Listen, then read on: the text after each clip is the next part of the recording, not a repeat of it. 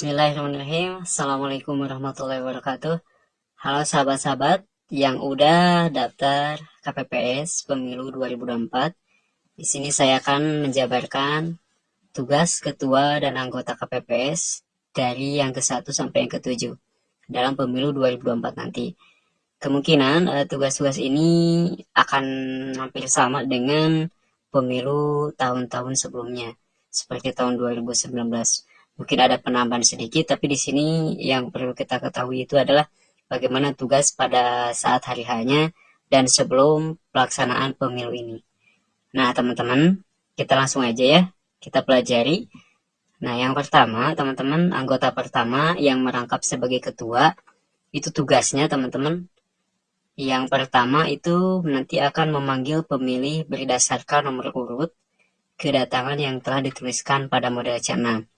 C6 ini adalah pemberitahuan, nanti akan ada semacam formulir surat pemberitahuan yang akan diberikan kepada setiap DPT. Seperti itu teman-teman ya, nanti saya akan kasihkan contohnya. Nah, model C6 ini berdasarkan jenis kelaminnya. Apabila pemilih yang telah menyerahkan model C, namun sampai batas akhir pemungutan suara tidak hadir atau tidak menggunakan hak pilihnya, maka dianggap tidak hadir, jadi tidak terpakai gitu ya. Kemudian tugas yang kedua nanti menandatangani surat suara. Jadi surat suara itu nanti ditandatangani semuanya ya, sebelum diserahkan ke DPT. Kemudian selanjutnya memberikan 4 jenis surat suara kepada pemilih. Nah, nanti yang memberikan surat suara yang sudah diisi lengkap oleh anggota yang lain itu diberikan oleh ketua KPPS. Selanjutnya, apabila terdapat surat suara rusak atau salah coblos, maka ketua nanti akan memberikan surat suara pengganti kepada pemilih paling banyak 1x1 ya. Itu diambil dari surat suara cadangan teman-teman ya. Kemudian yang kelima, membantu memasukkan surat suara ke dalam alat bantu coblos tunanetra dan diserahkan pada pemilih. Nah, ini untuk disabilitas ya teman-teman ya. Kemudian selanjutnya teman-teman, ini kan anggota pertama. Nah, kalau untuk anggota kedua dan ketiga ini biasanya duduknya itu barengan ya, barengan. Jadi nanti di samping sebelah kiri ketua, di sebelah kanan ke-1 ada anggota kedua dan ketiga ini bersamaan. Tugasnya itu yang pertama itu biasanya mengisi nama kecamatan, nama desa, dan nomor TPS pada surat suaranya ya. Tentunya semuanya ya, dari mulai surat suara Pilpres sama pileg atau calon legislatif. Kemudian memberikan surat suara yang telah diisi nama kecamatan, nama desa, kelurahan, dan nomor TPS kepada ketua KPPS untuk ditandatangani, seperti itu ya. Kemudian yang ketiga, nanti mencatat jumlah surat suara yang diumumkan oleh ketua KPPS ke dalam formulir model C1. Nah, ini kalau nanti sudah selesai proses penghitungan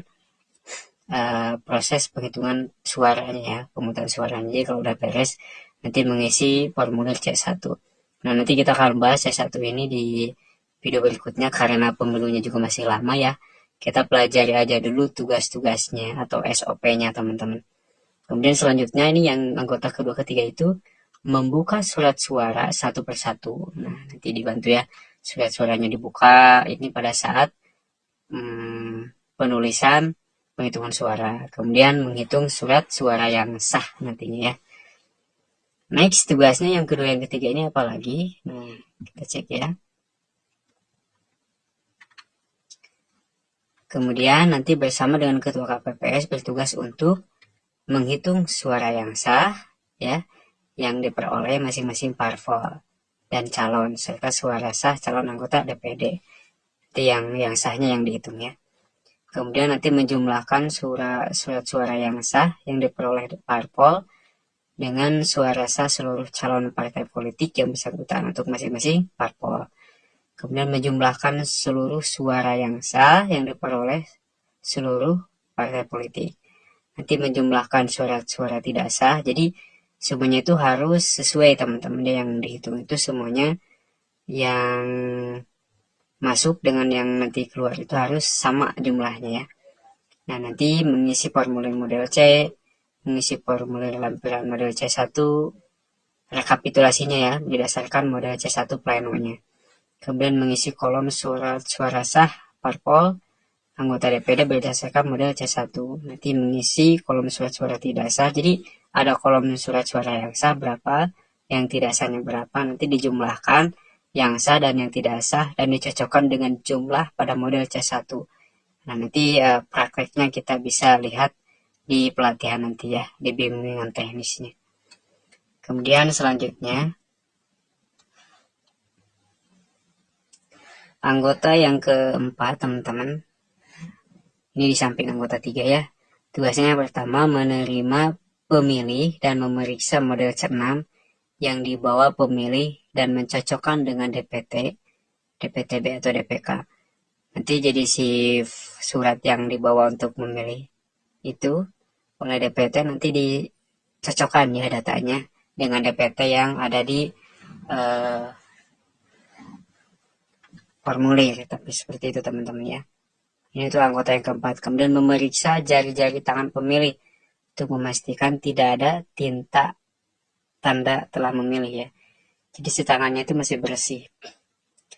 Kemudian membuat dan mengisi daftar hadir yang berisi kolom nomor urut. Nah, ini juga yang paling depan itu anggota keempat nanti akan mengisi daftar hadir ya, sesuai dengan nomor urut kedatangan. Jadi kalau dia datang nomor 1, tulis aja 1, 2, 3. Nanti akan di akhir itu akan ketahuan yang hadir itu ada berapa orang, kemudian yang memilih ada berapa, di penghitungan suaranya itu akan terlihat balance-nya teman-teman ya, sama gitu jumlahnya. Kemudian menulis nomor urut kedatangan pada model C6. Nah, memberikan catatan informasi apabila pemilih adalah penyandang disabilitas. Seperti itu ya. Kemudian selanjutnya, anggota keempat itu, tugas selanjutnya teman-teman, meminta pemilih untuk duduk. Nah, nanti setelah selesai menulis pendaftaran, mencocokkan, barulah disuruh duduk ya. Ada nanti di TPS itu tempat antrian untuk mencoblos teman-teman ya. Kemudian nanti memberikan model C6 kepada ketua KPPS secara berkala. Kemudian memberikan kesempatan pada pemilih yang tidak membawa atau memperoleh C6 tetapi ada di daftar pemilih yang dibuktikan dengan KTP atau KK. Nah, nanti seperti itu tadi ya, nanti diberikan surat suara cadangan, teman-teman.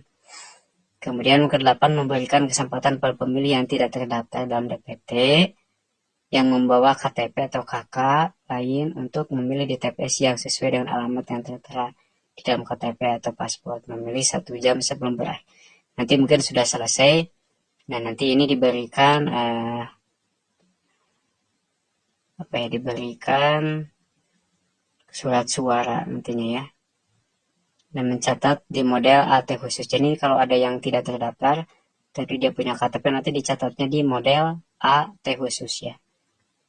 Kemudian anggota yang kelima ini tugasnya nanti setelah ada duduk ya semuanya, nanti diarahkan memasuki bilik suara yang kosong.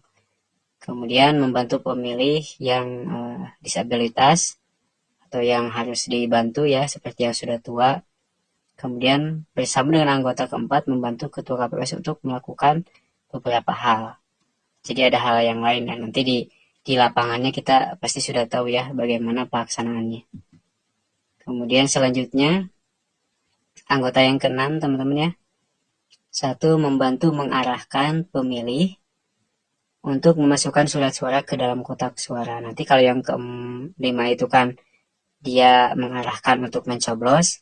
Kalau yang ke-6 mengarahkan untuk memasukkan sesuai dengan kotak surat suara ya, kayak DPR, DPD, presiden gitu kan. Jadi jangan sampai salah memasukkan, karena nanti akan ada warnanya teman-teman ya, warna abu-abu, hijau atau apa ya.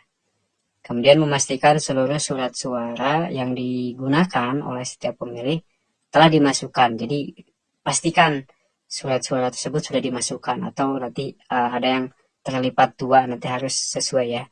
Jadi kalau ada 4 harus masuk ke 4-4-nya gitu ya. Kemudian